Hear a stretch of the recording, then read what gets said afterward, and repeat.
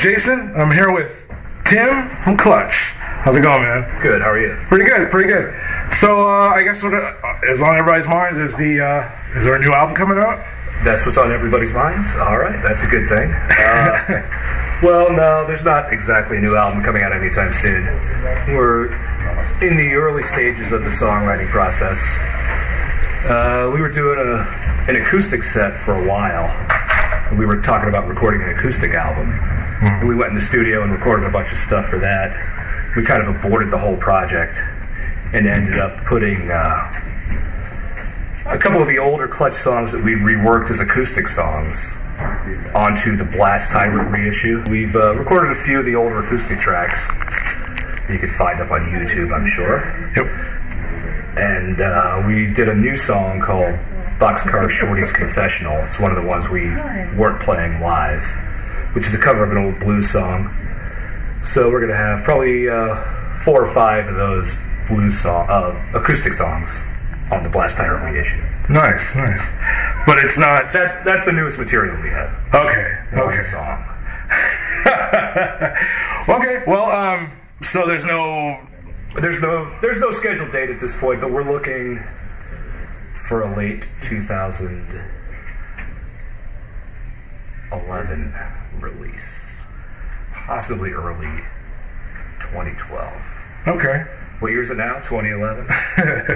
Yeah. We'll be in the studio this year recording for sure. Okay, great, great, great. So what's like your writing process? I mean, when you go home, do you guys jam together? Are you just doing it unplugged, or? We jam together quite a bit. We try to throw out as many riffs and as many ideas as possible out there and just start putting them together into songs. Yeah. When you're writing of it, are you plugged in, or do you just do it off your ear? Because I've seen guys, like, they'll write their songs and they're just doing it with, no amplification at all, but they just know it by ear. Well, yeah, I mean, if I'm at home, most likely, if I come up with a riff at home, I'm not plugged in. Yeah. But when we're at practice jamming, we play, full stage volume. Right on. So, what kind of new music have you been listening to at all? Well, let me ask you this first. Are you a iPod person, or are you a radio person? You know what I mean? A radio person?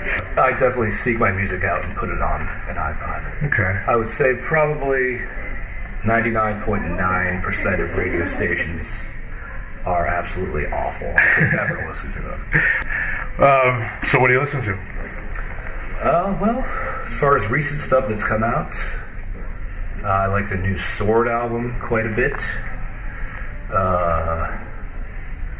Probably my favorite album of last year was by the Swans, called, I don't remember what it's called. My Father Will Guide Me Up a Rope in the Sky, or something like that. But that was definitely my favorite album of last year. I like this band called Oh Death. They're pretty great. I haven't heard the Swans. They're kind of like an old New York band that they haven't put out anything for probably about 15 years. And they just put out a new album, and it's amazing. Okay. Well, after the whole DRT thing, how are you guys doing? It's been like a year, right? Yeah, the whole DRT thing. Yeah, I remember that. But yeah, we got back the rights to all 3 of those DRT albums, so we're putting those 3 out on Weathermaker. So how is it having your own label? And oh, it's great. It's smooth, nice and easy. Better than ever. Nice. Actually, I pulled some of these off off the message board. I asked some guys that said I was coming to interview you. So let's see. Are there any comedy questions? Did anyone give you any stupid questions? Yeah, but I'm not going to tell you that. Those are the ones I want. Do you want to hear it, or? Only if it's not going to hurt my feelings. Yeah, it would hurt your feelings. I'm not going to tell you. My feelings are hurt now. Okay. I think it was more like they were talking about your stage presence, like, you know, because you're subdued on stage, and they were like, so what's your favorite stage floor? You know what I mean? That's what they were saying, which is kind of mean, dude. That's not me. I don't care. Yeah. I mean, some people want their guitar players to dance around like a douchebag. I don't really do that. So. Well, that's true. Well, you know, I was actually reading Ozzy's book too, and one thing that stuck out is like he was talking about AC/DC and how he will never forget them because when Randy Rhoads died, I guess they were the only ones that were there for that. Is there any bands that like you guys love that you guys are really tight with? Because you guys toured with like everybody. You know, we're good friends with probably. You know, Mastodon, they ended up being good friends of ours. You know, Less, The Sword, they're all good friends, you know? Right. Like, in your mind, like, who is the ultimate guitarist for you? Well, when I started out, when I was a kid, I was into, you know, Deep Purple, Led Zeppelin, Iron Maiden, stuff like that early on, like my first couple years of guitar playing. That's what I was totally into. Mm-hmm. And then I heard hardcore, like Minor Threat, and it was pretty much, you know, over from there. The whole DC kind of area sound? And yeah, I moved from Minnesota to the DC area when I was 14, and that's when I started playing guitar. So I listened to, you know, a lot of classic rock and heavy metal for a couple years, and then hardcore entered my life. What do you think of the turmoil in Egypt? It's pretty crazy. Yeah. Well, how do you get your media? Like, do you have an iPod? Like, when you're on the road, how do you guys connect? And we're online all the time. I mean, yeah. It's easy to be online these days. Do you guys go check out the message boards, or are you on Twitter? And no, I don't. I've never been on Twitter, actually. As far as the Clutch message board goes, it kind of hurts my feelings sometimes. So yeah, I'm just kidding. No, I just said. I'm personally not really the kind of person that has any interest in going online and finding out about myself. You know what I mean? Mm-hmm. I'd rather spend time reading about other people than myself. Right. Yeah. So you do Facebook or MySpace? Of course, that's dead. But well, I put up the Clutch Facebook, actually. Oh yeah. The Clutch Weathermaker Bakerton Group Facebook. Oh, that nice. one's mine. I think I have probably pushing 12,000 fans at this point. Yeah. But that took a really long time to build up. And I was well, I guess I am the MySpace guy too, but I haven't done that in a while. Oh yeah. Yeah, MySpace is pretty much dead, isn't it? It's kind of pointless just to go there. So since you guys are almost like in a renaissance of the music industry, pretty much. You guys are doing this yourself. Okay. Well, originally, probably around 99, 2000, we started doing a thing called River Road Records. Right. Where we released, we did a Bakerton Group EP.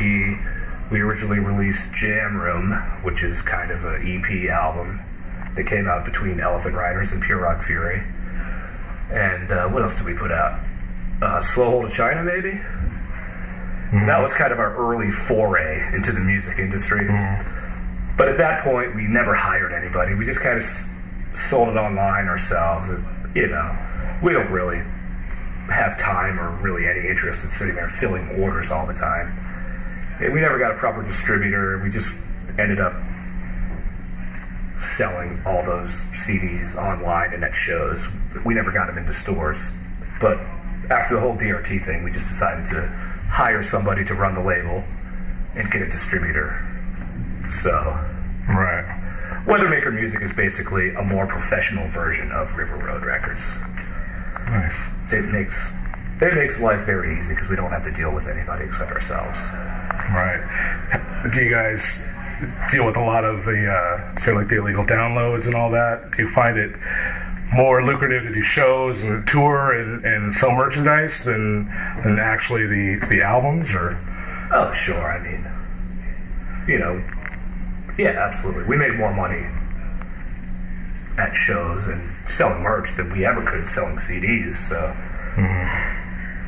basically, the CD is just an advertisement for coming to the show.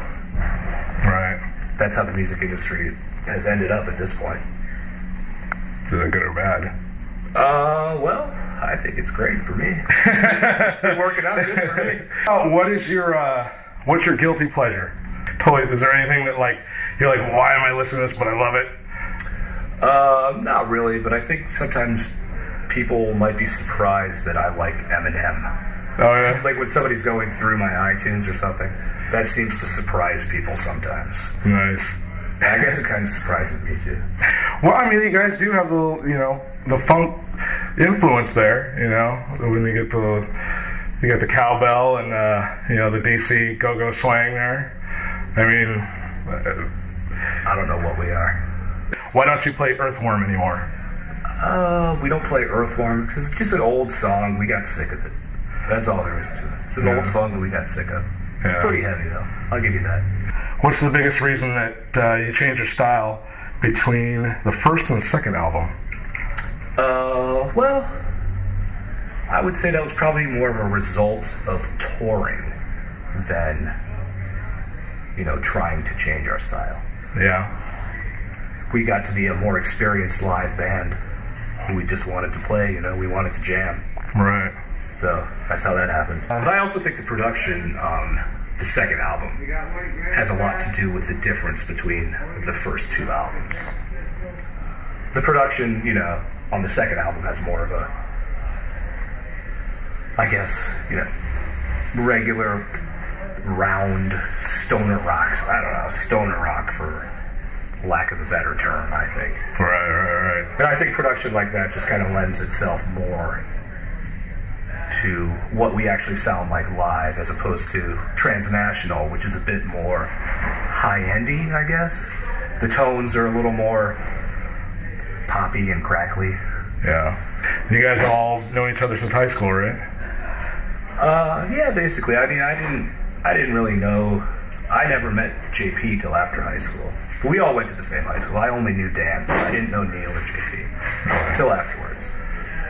Do you guys ever? I mean, I know how it is with family. You guys have been together like 20 years, man. Does it ever get rough, or you? Oh no, it's great. I love it. Really? It gets better and better. The early days were a lot rougher because, we literally had nothing. We made no money. We would come home, and nobody would have anything. Honestly, I'm surprised we kept going this long. But it's really, it's really paid off in the long run. It took a long time, but yeah, paying your dues. Yeah. But you guys are all on the same bus. Oh yeah. Yeah. Close quarters. Pretty close. It's like a submarine. Yeah. I guess back in the day, I used to. Well, when I go to see shows, I saw you guys jamming on. I think it was like an old Band of Gypsies tune. Yep. Is there any song that lately you've been jamming to that, or do you still do that one, or? You know what? We really haven't jammed that riff in a while. I guess depending on what the set list is looking like tonight, maybe we'll bust that out tonight. That's a good idea. Nice. I haven't done that in a long time. Yeah. All right, well, I guess we'll let you go, man. All right, cool. But thank you very much, and we'll see you guys next time.